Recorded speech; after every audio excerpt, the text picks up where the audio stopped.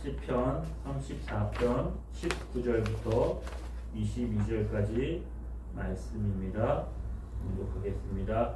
의인은 고난이 많으나 여호와께서 그의 모든 고난에서 건지시는도다. 그의 모든 뼈를 보호하시며 그 중에서 하나도 꺾이지 아니하도다. 악인을 죽일 것이라. 의인을 미워하는 자는 벌을 받으리로다. 여호와께서 그의 종들의 영혼을 속량하시나니 그에게 피하는 자는 다 벌을 받지 아니하리로다. 아멘. 오늘 말씀은 시편 34편 다윗이 지은 시인데 이 시편을 이렇게 해설하고 있습니다. 이 시를 지을 때 다윗의 형편은 사울 왕이 다윗을 죽이기 위해서 자격을 보냅니다. 그런데 다윗이 도망가다가 제사장 아히멜렉의 집에 그 성소에 들려서 떡을 얻어먹고 거기에 보관되어 있던 골리앗의 칼을 얻어가지고 도망합니다. 그런데 아히멜렉이 다윗을 도왔다는 이야기를 듣고 사울이 사람들을 보내서 노베에 있는 제사장들을 죽였습니다. 이런 상황에서 다윗은 생명의 위협을 느끼고 이스라엘 땅에 자신이 더 이상 발붙일 곳이 없다고 생각을 하고 그는 이스라엘과 적대국이었던 블레셋으로 도망합니다. 당시에 블레셋의 중심은 가드였고 거기에는 아기스라는 왕이 있었습니다. 막상 들어가서 보았더니 호랑이 입에 들어간 것처럼 사람들이 아기스의 신하들이 다윗을 받아들이지 않습니다. 그를 적대시 여깁니다. 왜냐하면 다윗이 이스라엘의 영웅이 되었던 것은 블레셋의 영웅이었던 골리앗, 그는 가드 사람이었습니다. 자기 고향에서 자라고 성장하고 영웅이었던 골리앗을 죽인 다윗이 왔는데 그 다윗을 어떻게 우리가 받아들일 수 있느냐라고 하면서 항의를 하는 것은 너무나 당연했습니다. 사울을 피해서 블레셋에서 도망쳤는데 거기에서 더 큰 위협을 만나게 된 것입니다. 그때 하나님은 다윗에게 지혜를 주십니다. 다윗이 그 상황 가운데서 미친 척을 하는 거죠. 사람들도 의아하게 생각을 했을 것입니다. 아니 다윗이 블레셋에 거기에 가드에 제 발로 걸어왔다고? 제정신 아닌 거 아니야? 사울 왕이 다윗을 죽인다고 그러지만 아무리 그래도 어떻게 다윗이 블레셋으로 돌아온단 말이야. 그것도 가드로. 그랬을 때 다윗은 미친 척을 하지요. 사무엘상 21장에 보면 그는 아기스 왕을 두려워해서 행동을 변하여서 미친 척합니다. 대문을 그적거리고 침을 수염에 흘리고 그래서 미치광이처럼 그는 연기를 하는 거죠. 아기스 왕도 다윗이 왔다는 이야기를 듣고 맨 처음에 반가웠지만 신하들의 이야기를 들어보니까 그도 의심하게 되어지고 다윗을 제거할 수 있는 기회다 생각을 했겠죠. 그런데 다윗이 미친 척을 하는 것을 보면 그 당시 사람들은 그렇게 정신이 나간 사람들을 해하거나 그 사람을 죽이거나 하면 그 악령이 자기들에게 또 해코지할 수 있다 뭐 이런 생각을 했는지 다윗을 돌려보냅니다. 이자를 누가 내게 데려왔느냐? 내게 미치광이가 부족하여서 너희가 이자를 데려다가 내 앞에서 미친 짓을 하게 하느냐? 이자가 어찌 내 집에 들어왔느냐? 아예 부정찬다. 빨리 쫓아내라. 이렇게 해서 다윗이 목숨을 거기서 부지하고 쫓겨 나옵니다. 시편 34편 머리글에 쓰는 다윗이 아비멜렉, 아기스의 왕, 가드의 왕 아기스, 아히멜렉 앞에서 미친 척 하다가 쫓겨나왔을 때 지은 시라고 기록되어 있는 것입니다. 그가 고난 가운데 그가 쫓겨나와서 정말 생명의 위협을 느끼는 그 순간에서 도망쳐 나온 다음에 이제 그가 지은 시인 거지요.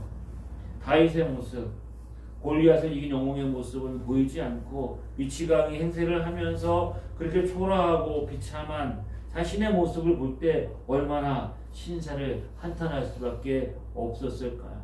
나에게 왜 이런 일들이 일어날 수 있을까? 왜 나에게 이런 일들이 일어날까? 도대체 나는 어떻게 살아야 될 것인가? 이런 생각들이 다윗의 마음속에 밀려왔을 것입니다. 다윗은 그때 어떻게 했을까요? 그는 사울을 피해서 블레셋으로 숨었지만 블레셋도 그가 있을 곳이 아니었어요. 다시 사울 왕이 다스리고 있는 이스라엘로 돌아가야 되는데 그때 그는 사울을 피하고 블레셋을 피해서 누구에게? 하나님께 피합니다. 하나님께 나가서 하나님께 피하고 하나님께 구합니다. 그래서 그가 내린 결론이 있습니다. 그래, 의인은 고난이 많아. 오늘 본문에 이렇게 시작하지요. 의인은 고난이 많으나 의인에게는 고난이 많은 거야 라고 그는 이야기를 하지요. 의의 신앙이라는 것은 내 주어진 상황들을 어떻게 나의 관점이나 사람들의 관점에서 해석하는 것이 아니라 하나님의 관점에서 그것을 바라보고 재해석하느냐, 그것을 그렇게 해석하느냐가 우리 신앙의 능력입니다. 그것이 믿음의 눈으로 자기 자신을 바라보는 것이죠. 인생에 고난이 있습니다. 누구도 이 고난에 유예가 없습니다. 인생의 고난이 찾아온 것은 죄로 말미암은 것이지요. 우리 이렇게 말합니다. 지금 국회의원 후보자 이제 막 등록을 하고 공천을 하는데 어떤 사람은 탈락을 합니다. 항의를 하지요. 내가 그만큼 죄를 짓지 않다. 나는 억울하다. 삭발도 하고 막 그냥 그 분신도 하려고 하고 이런 일이 벌어지고 있습니다. 나는 이렇게 내가 그 공천에서 탈락할 만큼 큰 죄를 지은 사람이 아니다. 그건 다 지나간 일이다. 이렇게 이야기를 하지요. 모든 사람들이 죄를 범하였음에 한 사람도 예외가 없는 거죠. 세상에 많은 고통, 많은 고난이 있습니다. 이 고난을 피할 수 있는 사람이 있느냐? 한 사람도 없는 거죠. 인생의 무거운 짐을 지지 않고 정말 편안히 아무 걱정 없이 살아가는 사람이 있을까? 단 한 사람도 없다라는 것이 성경의 이야기일 뿐만 아니라 우리가 경험한 우리 삶의 경험이기도 하지요. 이 땅을 살아가는 모든 사람들에게는 고난이 있습니다. 그 고난이 있을 때 어떻게 해야 한다고요? 하나님을 바라보아야 하고 하나님의 도우심을 구해야 되고 그 하나님의 구원을 경험해야 하는 것이죠. 이 땅을 사는 모두에게 이런 일들이 일어납니다. 다윗은 자신을 가리켜서 뭐라고 말한다고요? 의인이라고 말합니다. 의인은 고난이 많아. 의인은, 근데 이 의인 아까 말한 것처럼 나는 죄가 없어.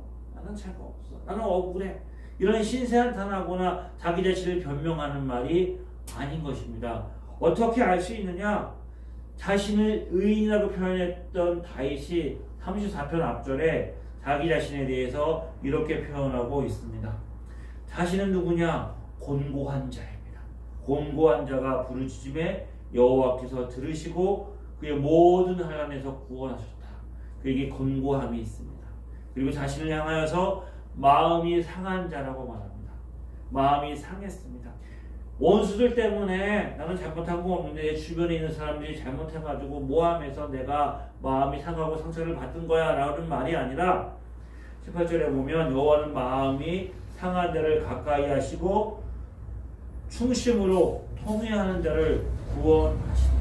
모하는 자를 통회하는 자. 마음이 상했는데 왜 마음이 상했느냐? 그 고난의 가정의 여건을 돌아보면서 자기 자신의 부족함을 보게 되는 것이죠. 자신의 죄악과 자신의 실수와 자신의 잘못을 보게 되면서 자기 스스로 하나님 앞에 통회하는 마음으로 나가는 사람, 그가 바로 다윗이었습니다. 이런 다윗은 여호와께 피합니다. 여호와의 선하심을 맛보아 알지어다. 그에게 피하는 데는 복이 있도다. 그러므로 그는 여호와를 경외하는 자였습니다. 여호와를 경외하는 자는 부족함이 없으리로다. 그래서 그는 하나님을 열심히 찾았습니다. 젊은 사자는 궁핍하여 줄일지라도 여호와를 찾는 자는 모든 좋은 곳에 부족함이 없으리로다. 여호와를 찾고 여호와께 피하고 여호와께 부르짖는 자, 이런 사람이 뭐라고요? 의인입니다. 하나님을 의지하고 하나님을 찾고 하나님을 구하며 하나님 앞에 진정으로 자신을 내려놓고 통회하는 자, 하나님을 의지하는 자를 가리켜서 뭐라고 말한다고요? 의인이라고 말하죠. 나는 의인입니다. 왜? 내가 하나님을 바라보고 하나님 편에 서 있기 때문에. 그러면 그런 의인에게는 뭐가 없어야 될 거라고 생각합니까? 고난이 없어야 될 거라고 생각하는데 의인에게 뭐가 많다고요? 고난이 많다라고 다윗은 고백합니다. 의인은 고난이 많으나 여호와께서 그의 모든 고난에서 건지시는 거예요. 고난이 많지만 뭐가 있다고요? 그 고난에서 건지시는 하나님이 계십니다. 아멘. 그 분명히 말하죠. 우리 고난을 당할 때 하나님께 피하라. 하나님께 피하면 하나님이 건져 주신다는 것입니다. 하나님의 선하심을 맛보아 알지어다 고난이 있는데 하나님께 피했더니 하나님이 건져 주심으로 인하여서 내 인생 가운데 하나님의 선하심을 맛보아 안다는 것이죠. 이것이 바로 하나님의 자녀. 다윗은 자기 자신을 죽이려고 하는 사울왕 블레셋은 악인이고 나는 의인이야. 내 고난이 왜 왔을까? 나에게 원수들이 있기 때문에 사울왕이 있고 블레셋이 있고 특별히 나를 죽이려고 하는 사울왕 하나님의 말씀과 하나님의 뜻에 어긋나서 제사장도 죽이고 자기를 죽이려고 하는 이 사울왕만 없으면 이 사울왕 때문에 내게 고난이 있는 거야. 사울왕만 없으면 고난도 끝나고 나에게 평안이 올 거야 라고 다윗은 생각하지 않습니다. 우리는 이렇게 생각하죠. 사울왕만 없으면 내 인생에 고난을 주는 어떤 문제들이나 상황이나 그 사람만 없으면 나는 평안하고 나는 행복할 텐데. 그런데 다윗의 생애를 보면 사울왕이 죽었다고 해서 다윗의 인생에 고난이 끝나는 게 아니지요. 사울왕이 죽었더니 누가 나타납니까? 자기 아들 압살롬이 반란해서 아버지를 죽이려고 하지요. 블레셋이 없으면 적군이 사라지느냐? 우리 인생 가운데 고난이 있습니다. 사울이 사라졌더니 다른 사울이 더 강력한 사울이 나타나서 우리를 힘들게 하지요. 하지만 우리 인생 가운데 고난이 끝나는 때가 옵니다. 고난이 끝나는 때가 언제예요? 우리가 주님 앞에 서게 되는 그날이지요. 영원한 하나님의 나라 천국에 가면 거기에는 고난도 없고 눈물도 없고 슬픔도 없어요. 우리 인생 가운데는 고난이 있습니다. 여러분이 하나님을 의지하고 하나님을 피하고 하나님을 믿지만 우리에게는 고난이 있습니다. 누구에게나 우리 힘들게 만드는 사울은 있어요. 사울이 버티고 있는 거죠. 그러므로 우리가 인생을 바라볼 때 다윗처럼 우리 인생을 해석하며 바라보는 새로운 시선이 필요합니다. 그것이 무엇일까요? 하나님의 은혜를 갈망하며 사모하는 거죠. 고난이 찾아오고 고난이 있을 때 우리가 생각해야 되는 것은 그래 우리 인생 가운데 고난은 마치 모처럼 친구처럼 고난을 바라볼 때 고난이 올 때 그것에 대해서 두려워하거나 염려하거나 걱정하는 것이 아니라 고난이 오면 그 고난이 올 때 내가 하나님 앞에 부르짖어 기도하죠. 하나님, 이 고난이 올 때 이 고난을 나에게 제거해 주세요. 원수가 있습니다. 문제가 있습니다. 이 상황에 어려움들이 있습니다. 기도하며 부르짖으며 간구하면 하나님 우리를 건지셔서 고난을 피하게 하실 뿐만 아니라 고난을 우리 가운데 제하여 주시지요. 그렇지만 그것으로 끝나는 것이 아니라 또 다른 고난이 오게 되지요. 그러므로 기억해야 될 게 뭐예요? 고난이 오지만 그 고난에서 건지시는 하나님의 더 큰 은혜가 있다는 것을 기억해야 합니다. 고난이 오지만 고난보다 더 큰 은혜가 있습니다. 죄악이 있지요. 우리 가운데 죄악이 있습니다. 죄악으로 인해 우리가 통해하는 심령으로 하나님께 나가지요. 하지만 우리의 죄악보다 더 큰 하나님의 은혜가 있습니다. 우리에게는 원수가 있어요. 강력한 원수가 있어요. 하지만 그 강력한 원수보다 더 큰 하나님의 은혜와 사랑이 있다는 것을 기억하고 그 은혜와 사랑을 구하며 여호와께 피하는 자에게 하나님의 은혜가 부어지는 것이죠. 아멘. 그렇게 고난과 은혜 안에 살다 보면 뭘 깨닫게 됩니까? 다윗처럼 자기 인생을 새롭게 보는 눈이 열리게 되는 거죠. 의인은 고난이 많아.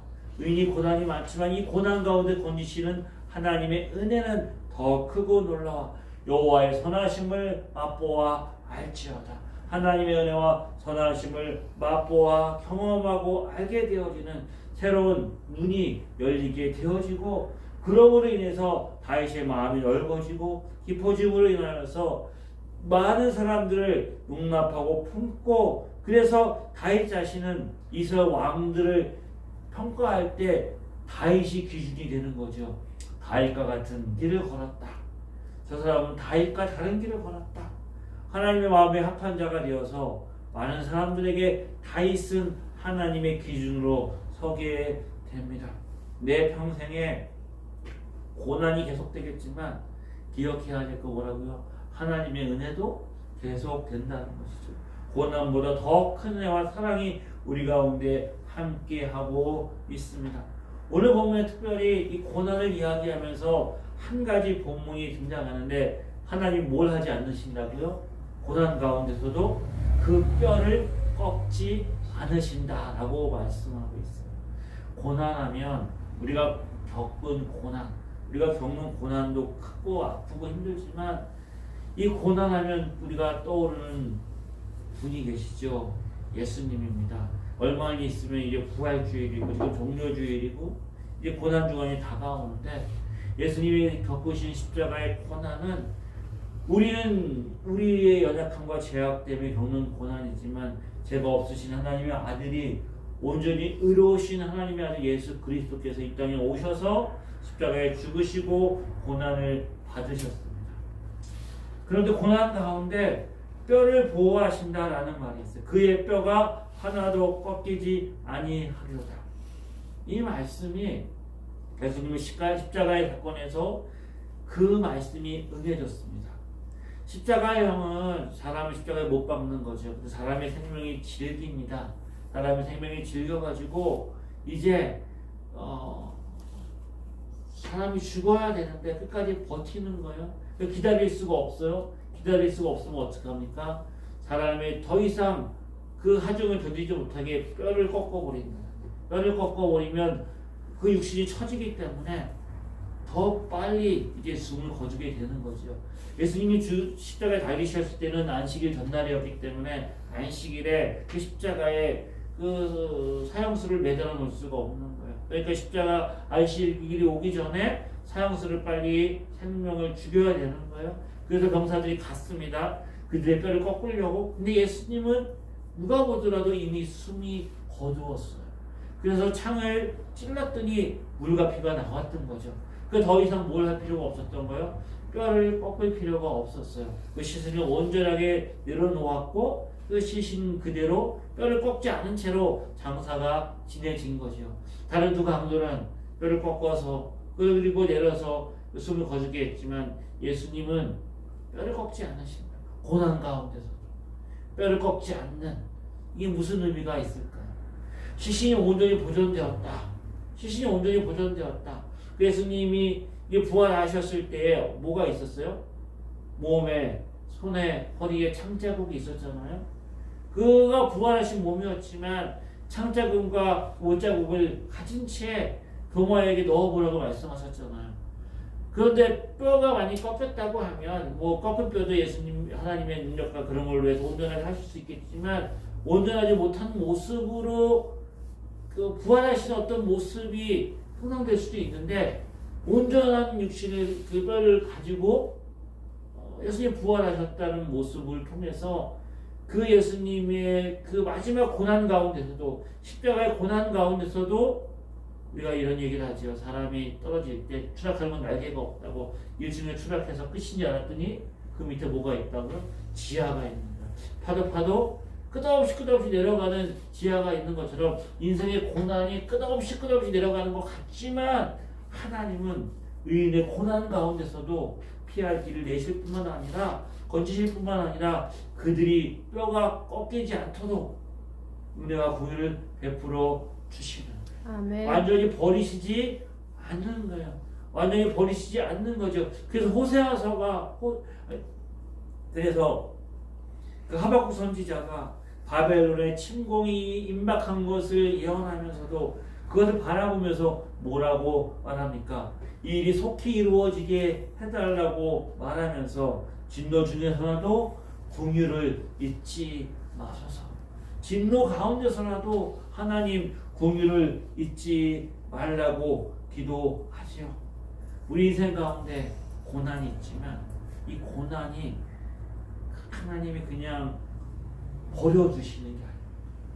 고난을 가운데 은혜와 긍휼을 베푸시고 그 가운데서도 하나님의 사랑이 무엇인지를 알아서 하나님의 선하심을 맛보아 알게 하는, 그냥 버리는 고난이 아니라 그를 사랑하시고 보호하시고 지키시는 하나님의 은혜가 있다는 것을 기억해야 하는 거예요. 그것이 우리를 향하신 하나님의 은혜이고 하나님의 사랑하심입니다. 우리 인생 가운데 이제 머지않아 우리 고난이 다 사라지고 은혜와 구원만 남게 되어질 그날이 반드시 올 것입니다. 지금은 희미해서 알지 못하지만 정말 우리 얼굴을 맛보는 것처럼 보게 되는 그날이 올 것이에요. 우리의 삶이 끝나고 천국에 들어가면 이 땅에 살아가면서 지긋지긋하게 따라붙었던 이 고난의 딱지가 떨어지고 온전한 행복과 기쁨을 누리게 되는 그날이 우리에게 있습니다. 이 땅을 살아가는 하나님의 자녀들, 오늘 본문에 자신을 의인이라고 표현했던 다윗은 22절에 또 자신을 표현할 때 여호와의 종이라고 말합니다. 여호와의 종, 하나님을 사랑하며 하나님을 섬기며 하나님을 예배하며 하나님을 찬양하는 다윗 생애가 이 아히멜렉 그 가드의 왕의 손에서 구원받았다고 해서 고난이 끝나는 것이 아니라 더 어려움이 그에게 놓여져 있는 거예요. 여전히 그는 어떻게 어디서 살아가야 될지 알지 못하는 답답함과 암울한 미래와 곤고함과 그리고 그 마음속에 상함이 여전히 남아 있습니다. 그럼에도 불구하고 다윗이 그가 그의 인생길을 끝까지 하나님의 사랑으로 살아갈 수 있었던 이유는 자신의 능력에 있지 않고 하나님께 피하는 그의 믿음의 고백 가운데 있었던 것처럼 저와 여러분의 삶의 길은 하나밖에 없지요. 무엇입니까? 하나님께 피하는 것입니다.